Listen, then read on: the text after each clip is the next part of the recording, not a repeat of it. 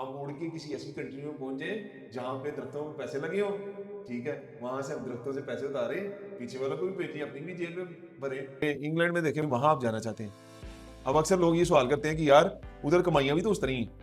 तो जिस तरह की कमाई है उस तरह खर्चे भी हैं, उस तरह वो लोग टैक्स भी लेते हैं, वो सारी कमाइयां उधर ही चले जाती हैं। बिल्कुल 40% टैक्स है उनका। 40% टैक्स हाँ, है, इनकम टैक्स है उनका। जो जनरल सेल्स टैक्स है जो हम इधर 19% या 17% 17% देते हैं। अक्सर मैं कहता होता हूँ कि लोग अमेरिका के ख्वाब देखते हैं ना, सबसे ज्यादा महंगी जिंदगी अमेरिका में, वहां पे लोगों को 2-2 जॉब्स करनी पड़ती हैं एक जिंदगी गुजारने के लिए। बिल्कुल सही बात है। 2 टाइम का खाना पूरा करने के लिए। बिल्कुल सही बात है, बिल्कुल सही बात है। 55 इयर्स ओल्ड होके छोटा सा घर कहीं पे जाके वो बना सकते हैं, वो भी 2-2 जॉब्स करके। मैंने अक्सर सुना है कि कैलिफोर्निया में आम बंदा सर्वाइव ही नहीं कर सकता। सर्वाइव ही नहीं कर सकता, उसको 2-2 जॉब्स, 3-3 जॉब्स ऑनलाइन साइड मतलब काम करने पड़ते हैं, फिर वो थोड़ा अपना कहते हैं रोटी टुकर जुगा होता है। बिल्कुल ठीक है, बिल्कुल। इट्स मीन कि यहाँ पे फिर भी जिंदगी आसान है कहीं ना कहीं। और यहाँ पे अक्सर मैं कहता हूँ कि पाकिस्तान में अपॉर्चुनिटी के मौके ज्यादा हैं। उसकी एग्जांपल मैं सादा करूँ तो यहाँ पे एग्जांपल एक ले लेंगे, एक बिल्डिंग बनी हुई है उसमें जॉब ज्यादा निकलेंगी,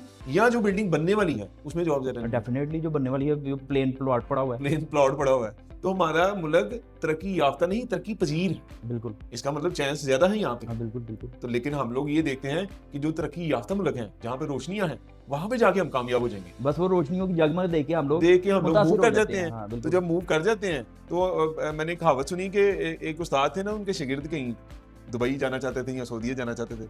उस्ताद ने रुखसत कैसे की अपने शागिर्द को, वो उसने एक छोटी सी गाड़ी रेंट पे करवाई, अपने सारे शागिर्द गाड़ी में बिठाए, साथ 2 ढोल वाले बिठाए, मोहल्ले में भी ढोल बजाए, एयरपोर्ट में भी जाके बजाए। वो बेचारा शागिर्द उधर जाके रोता रहा कि पीछे तो ढोल बजा आया, तो मैं तो टुर चला, मैं कामयाब हो जाना, तो मैं केड़ा मुंह लेके वापस जावा। इसलिए यहाँ से जब लोग मूव होते हैं दूसरी कंट्रीज में, वो यही सोचते रहते हैं कि मैं केड़ा मुंह लेके वापस जावा, मैं तो बड़े नारे मार के आया, मैंने कड्डो इत्थों, मैं जावा इत्थों, तो मैं तो गल्ला करके आवा, मैं किवें वापस जावा? बिल्कुल ऐसे ही साथ वो कर्जा उठा के मतलब किसी से पैसे लेके या जिंदगी की जमा पूंजी अपने पेरेंट्स की लुगवा के बाहर गए होते हैं, तो वो पूरा करते करते करते करते करते करते लाइफ का एक ऐसा टर्न आ जाता है कि वो वापस आने जोगी नहीं रहते। वापस आके आपको या मुझे या हमारे नौजवानों को स्टोरियां बताने जोगी नहीं रहते।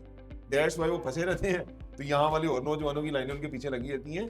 बुनियादी तौर पे हमने सीखना ये है, जानना ये है कि हम यहाँ कैसे कामयाब हो सकते हैं, यहाँ कैसे अपना सिक्का बनवा सकते हैं अपने मुल्क में। हमेशा तो ब्लेम गेमिंग के शिकार रहते हैं हम।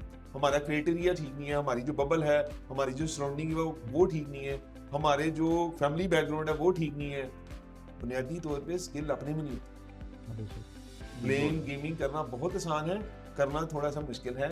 हमेशा मुश्किलात से प्रैक्टिकल नहीं ना होते, आसानी चाहते हैं ना, शॉर्टकट चाहते हैं कि 25-30 लाख या 50 लाख रुपए हम दें, हम उड़ के किसी ऐसी कंट्री में पहुंचे जहां पे दरख्तों में पैसे लगे हों, ठीक है, वहां से हम दरख्तों से पैसे उतारे, पीछे वालों को भी भेजिए, अपनी भी जेब में भरे।